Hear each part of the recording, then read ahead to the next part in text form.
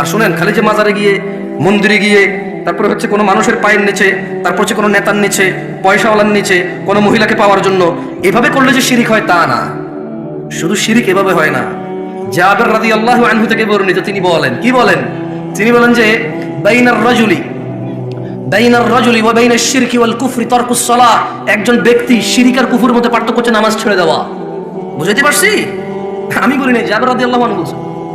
বলেন না যে নতুন কথা বলছি। আরে ভাই, আপনি শুনেন না, এটা 1450 বছর পুরনো। আপনার মুহাদ্দিসের জিজ্ঞেস করেন না, আপনার এখানে আলিয়া মাদ্রাসার প্রিন্সিপালকে, জিজ্ঞেস করেন না আপনার মসজিদের জুমার খতিবকে, জিজ্ঞেস করেন না আপনার পাড়ার ডাবল টাইটেল পাস মাওলানাকে। বলেন না যে মাওলানা সাহেব, খতিব সাহেব, একটু বলেন না নামাজ ত্যাগের বিধান ইসলামে কি? বুখারী, মুসলিম, তিরমিজি, আবু দাউদ, মুসনাদ আহমদ, বাইহাকি, মুআত্তা মালিক। হ্যাঁ, আপনি যে বইগুলোর নাম জানেন, ওনাকে বলেন না যে সবগুলা বইকে একত্রিত করে, সবগুলা বই থেকে নির্যাস বের করে সালাত ত্যাগের বিধান কি ইসলামে, একটু আমাকে পড়ে শোনান। আপনাকে বলতে হবে বাইনাল মুনাফিকিন, বাইনানা ওয়া বাইনাল মুনাফিকিনা শুহুদুল ইশা ওয়াস সুবহ লা ইস্তাতিউনাহুমা। আপনার মোল্লা, মুন্সি, মুহাদ্দিস আমার মতো আর কি, যারা আপনারা 3-4 হাজার টাকা বেতন রাখেন, দাম নাই আর কি, যারা আমার মতো যাদের মসজিদের ইমামদের, হ্যাঁ, ওনাকে বলেন না যে হুজুর আমি শুধু জুমা পড়ি, তার রুকুতে যায় নামাজ ধরি, সালাম ফেরানোর পর সবার আগে বের হওয়া লোকটা আমি খুব চালাক, 2 রাকাত বরাবর পাইয়া যাই। সবাই পড়ে 5 মিনিট নামাজ 2 রাকাত পায়, আমি পড়ি 3.5 মিনিট, তারপর 2 রাকাত পাই। কেমনে? সবাই বুক আল্লাহু আকবার যায় ধরতে নামাজ, আমি শুধু রুকুতে যাই পাইছি 1.5 মিনিট পড়ার পরে। তার মানে আমি টাইম সেভ করছি, দারুন।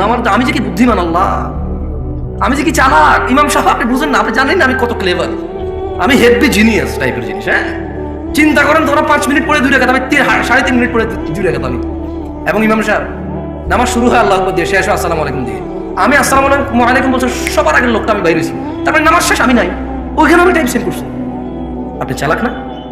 এই ছেলে, তুমি চালাক না? তুমি এটাই বলো, তোমার হুজুরকে বলো না, তুমি যাকে বিশ্বাস করো তাকে বলো না যে ইসলামে হাদিসের যে গ্রন্থগুলো আছে ওখান থেকে একটু বলেন তো, আমি শুধু জুমার 2 রাকাত পড়ি, আর কোনো নামাজ পড়ি না আমি, আর ঈদের নামাজ পড়ি, আর কেউ মারা গেলে আমার, তাও যদি আমার নানি, দাদি, নানা, নানু, খালা, খালু, ফুফা, ফুফি, হ্যাঁ, আত্মীয় স্বজন, চাচা, জ্যাঠা, একেবারে নিকটবর্তী হলে আমি জানাজা অংশগ্রহণ করি। এর বাইরে আমি নামাজ পড়ি না। আমার বিধান কি ইসলামে?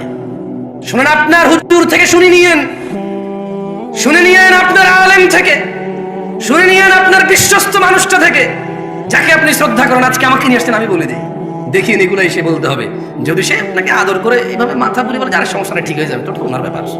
আর যদি বই থেকে নিয়ে আসে কথা, কোথায় থেকে?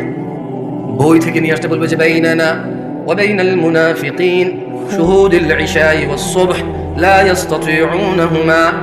বলতে হবে যে আল্লাহর নবী বলছে আমাদের মুসলমানদের আর মুনাফিকদের মধ্যে পার্থক্য হচ্ছে ফজর আর ইশায় উপস্থিত হওয়া। লা ইস্তাতিউনাহুমা, মুনাফিকরা ফজর আর ইশায় উপস্থিত হতে পারে না। আল্লাহ নবী মুনাফিক বলছেন। আজকে শুনছেন এটা? কি বলেন? 1450 বছর পুরনো। এটা আমি বলতে হচ্ছে কেন জানেন? আপনি বলুন যে দূরের থেকে কোন ছেলে আসছে, বাপ দাদা 14 গোষ্ঠী শুনি নাই, ও নতুন কথা কয়।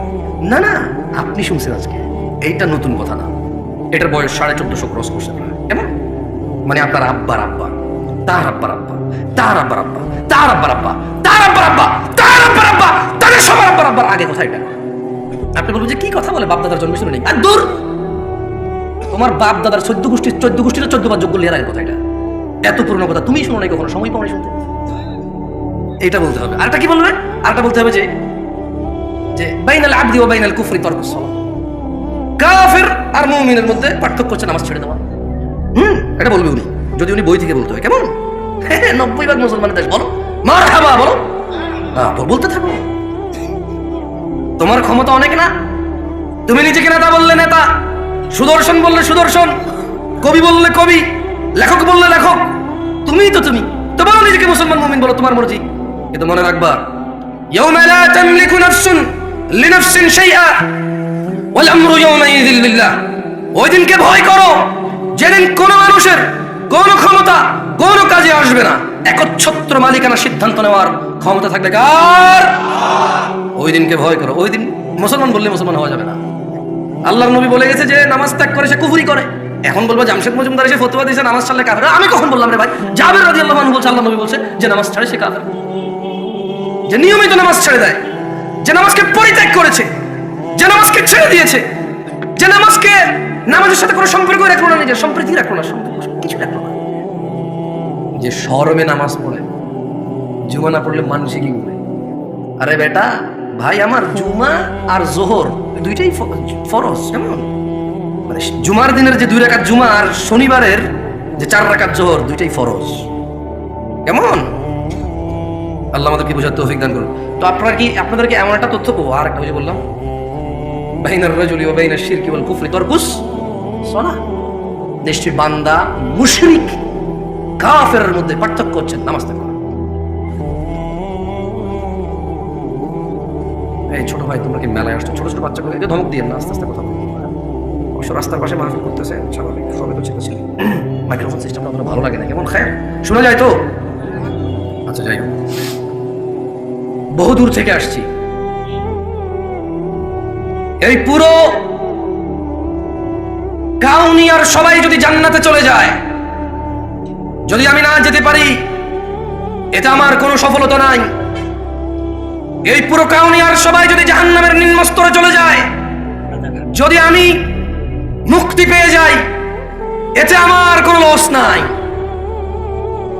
তাই এমন একটা ইবাদতের কথা, এমন একটা দুষ্কৃতির কথা, এমন একটা পাপের কথা বলে যেতে চাই, যেই পাপকে পরোয়া করলে এই রাজাঘাটের মানুষের জান্নাত হবেই হবে। আমি বলিনি, আল্লাহ বলেছে। যদি রাজাঘাটের নারী ও পুরুষরা, যদি রাজাঘাটের ধনী ও দরিদ্ররা, যদি রাজাঘাটের যুবক ও বৃদ্ধরা, সুস্থ অসুস্থরা যদি সিদ্ধান্ত নেয় এই পাপ সম্পর্কে আমরা সতর্ক হব, জীবনের শেষ নিঃশ্বাস পর্যন্ত এই পাপ থেকে বেঁচে থাকবো, তবে তাদের সফলতা কেউ ঠেকাইতে পারবে না। ফামান যুহজিহা আনিন নার ওয়া উদখিলাল জান্নাহ, যেই ব্যক্তি আগুন থেকে মুক্তি পেল, জান্নাতে প্রবেশ করলো, ফাকাদ ফাজ, আল্লাহ বলছে সে জিতে গেল, সে জিতে গেল। কে জিতছে? কে জিতছে? যে আগুন থেকে বেঁচে গেল, জান্নাতে ঢুকলো, সে জিতছে। কে জিতছে? কে জিতছে? যে 3 গোল দিছে সে? কে জিতছে? বলেন বলেন, মুখস্থ করেন, ঠোঁটের মধ্যে নিয়ে আসেন, দেখেন না মুখের থেকে হৃদয় ঢোকে কিনা। কে জিতছে? নাকি যে ছক্কা মারছে? কে জিতছে? নাকি যে চাকরি পাইছে? কে জিতছে? নাকি যে নেতা হয়েছে? কে জিতছে? নাকি যে ব্যবসায়ী হয়েছে? কে জিতছে? যার বাপের 20 বিঘা জমি সে, নাকি যে আগুন থেকে মুক্তি পাইছে? সফলতা আল্লাহর কাছে জান্নাত ছাড়ার কিচ্ছু না। এই পৃথিবীতে এমন কিছু নেই যেটা পেলে আল্লাহ মানুষকে সফল। আল্লাহ বলেছে যে আগুন থেকে রেহাই পেল, জান্নাতে প্রবেশ করলো, ফাকাদ ফাজ, সে জিতে গেল। তো ইয়া আল্লাহ, সে কত গোলে জিতলো, কত রানে জিতলো? আল্লাহ ফাজা ফাউজান আযীমা, সে পৃথিবীতে যত শ্রেষ্ঠ, মানুষের জন্য যত শ্রেষ্ঠ কিছু আছে সবচেয়ে বড়টা জিতছে সে।